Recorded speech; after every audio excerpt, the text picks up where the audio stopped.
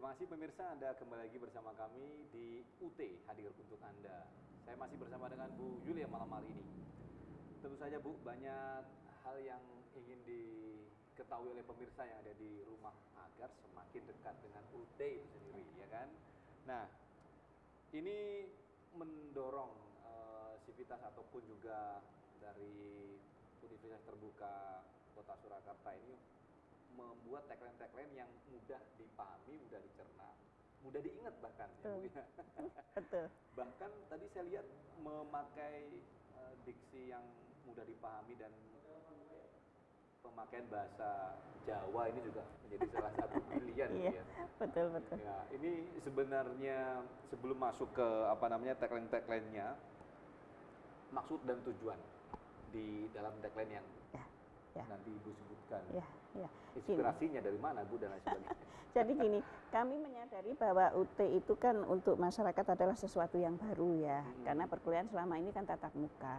Jadi pastilah masyarakat itu masih bertanya-tanya, UT itu seperti apa sih, sehingga kita membuat tagline itu supaya kita itu mudah menjelaskan pada mahasiswa, pada masyarakat. Ya. Kemudian juga yaitu tadi tagline-nya itu lucu, tagline-nya itu unik gitu ya, mudah diingat, terus gampang dicerna, gampang dipahami. Nah, seperti itu. Tujuannya adalah ya untuk menjelaskan tentang UT. Untuk menjelaskan gitu.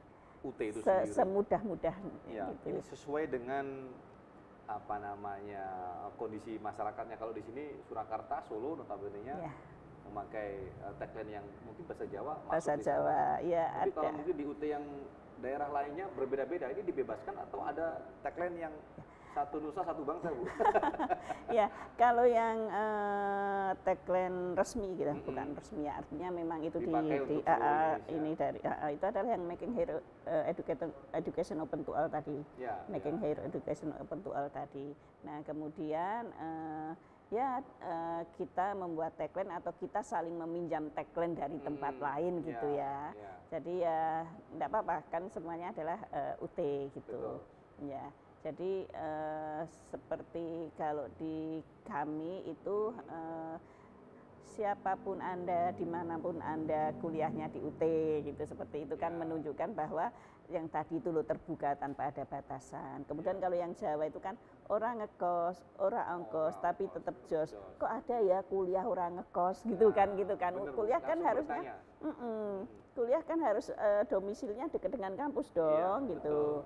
Nah kalau kita nggak perlu, kan ada teknologi pembelajaran tadi. Jadi walaupun UT-nya ada di Solo, mahasiswanya ada di Poncot Wonogiri, nggak perlu, nggak apa-apa. Jadi nggak usah ngekos ke Solo gitu ya, nggak usah naik angkot atau bus ke Solo, jadi orang ongkos juga gitu ya. Tapi tetap jos karena tadi sudah saya katakan bahwa kita diakreditasi loh gitu. Ya, outputnya jangan diragukan lagi ya.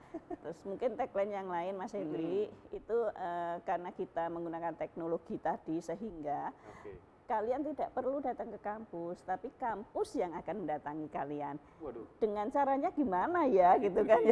Dosen. Iya, dosennya apa? Ketok pintu nih. Ya, betul. Tok satu demi satu gitu ya, satu demi satu mahasiswa. Enggak seperti itu, karena pembelajarannya menggunakan teknologi itu sehingga bisa diakses dari tempat mahasiswa masing-masing gitu ya. Dan bisa jadi dosennya memberikan materi pada pagi hari, mahasiswanya belajar di malam hari sepulang dari bekerja, nggak masalah gitu.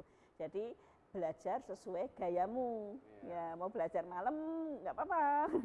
nggak ada jam belajarnya kan, mau belajarnya kerja dulu, ya malam belajar atau pagi sebelum kerja belajar dulu gitu kan, sesuai gayamu. Mau pakai buku textbook tercetak boleh, yang multimedia kami punya banyak sekali, bahkan kami punya radio streaming, kami punya TV streaming, jadi dengerin lagu-lagu sambil di situ ada tutorialnya, tutorial mata kuliah apa gitu.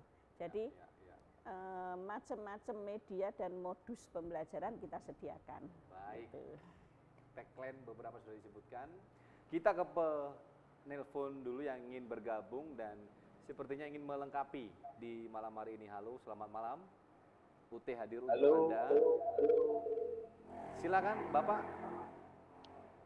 Dengan siapa? Dari Agung. Mas Agung atau Pak Agung ini? Silakan, ada yang ingin disampaikan. Kayaknya saya tertarik terkait UT. Jadi saudara saya tuh pengen yang udah berkualitas. Saya tanya, akreditasi di UT sendiri apa? Akreditasi. Untuk fakultasnya apa saja itu? Ya. Kemudian singkat saja cara mendaftar di UT, apakah online atau saya harus ke kampus? Mas dan Ibu. Oke. Baik, itu aja. Ya, Mas Agung dari Boyolali ini sepertinya. Terima kasih sudah bergabung bersama kami, Bu Yulia. Ya. Jadi akreditasi prodi kami itu ada yang A, ada yang B. Ya, kalau akreditasi institusinya B. Ya. Kemudian program fakultasnya ada 4. Fakultas Hukum, Ilmu Sosial dan Ilmu Politik, Fakultas Keguruan dan Ilmu Pendidikan, Ya. Fakultas Sains dan Teknologi, yang satunya Fakultas Ekonomi. Dari 4 fakultas ini kita memiliki 42, sekitar 40 program studi. 40-an, Jadi ya. banyak sekali yang bisa dipilih oleh masyarakat. Silahkan, program studinya banyak. Jenjangnya kita punya diploma, kita punya S1, kita punya magister atau S2, dan kita punya program doktor. Ini bagi para manajer, ya, bagi para mereka yang sudah yang saat ini sedang disibukkan dengan kedudukan atau jabatan dengan pekerjaan, tapi ingin akses pendidikan S3-nya, silahkan bisa bergabung di UT gitu ya, karena pembelajarannya fleksibel. Kemudian tadi yang ditanyakan terakhir adalah bagaimana pembelajarannya, apakah dengan online atau tatap muka gitu ya. Generiknya dengan online ya. Tatap muka itu diberikan apabila bisa terkumpul sekitar 30 mahasiswa pada mata kuliah yang sama. Baru bisa diselenggarakan tatap mukanya, tapi generiknya dengan online. Gitu. Itu lebih fleksibel kalau dengan online itu. Ya tadi tidak perlu datang ke kampus-kampus yang mendatangi Anda. Orang ngekos, orang itu tadi ya.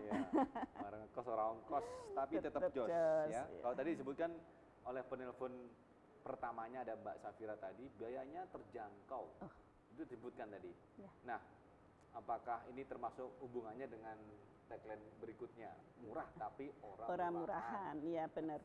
Memang UT itu siapapun pasti akan bilang murah ya. Tapi orang murahan itu artinya apa? Sebagai universitas negeri kita nggak bisa menyelenggarakan pendidikan semau-mau kita atau ecek-ecek ya, karena tadi kita diakreditasi tadi. Betul. Nah, kalau saya dari program yang paling tinggi dulu ya, S3 itu sekitar 12 sampai 13 juta per semester. Ya.